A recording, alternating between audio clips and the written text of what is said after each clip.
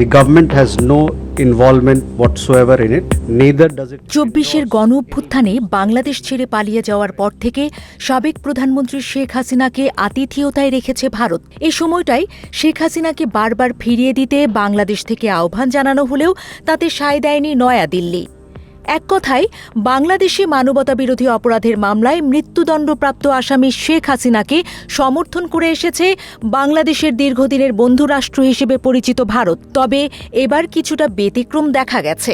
বাংলাদেশের বর্তমান সরকারকে নিয়ে শেখ হাসিনার কোনো মন্তব্য ভারত সমর্থন করে না বলে সাফ জানিয়ে দিয়েছেন দেশটির পররাষ্ট্র মন্ত্রণালয়ের মুখপাত্র রণধীর জয়সওয়াল।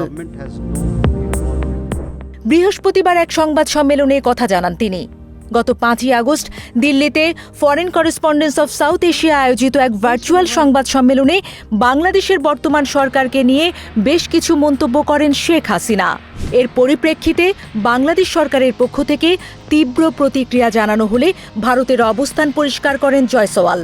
তিনি বলেন, এই সংবাদ সম্মেলন আয়োজনের পেছনে ভারত সরকারের কোনো ভূমিকা ছিল না। অনুষ্ঠানটির আগেই আমরা আমাদের অবস্থান স্পষ্ট করেছিলাম এবং আমি আজ আবারও বলছি, একটি বেসরকারি মিডিয়া সংগঠনের আয়োজিত অনুষ্ঠানে সরকারের কোনো সংশ্লিষ্টতা নেই। ভারতের অবস্থান আরও দৃঢ়ভাবে ব্যাখ্যা করে মুখপাত্র বলেন, ওই ফোরামে যা কিছু বলা হয়েছে, বিশেষ করে বাংলাদেশের যথাযথভাবে গঠিত সরকার সম্পর্কে যে ধরনের মন্তব্য করা হয়েছে, ভারত সরকার তার কোনোটিই সমর্থন বা অনুমোদন করে না।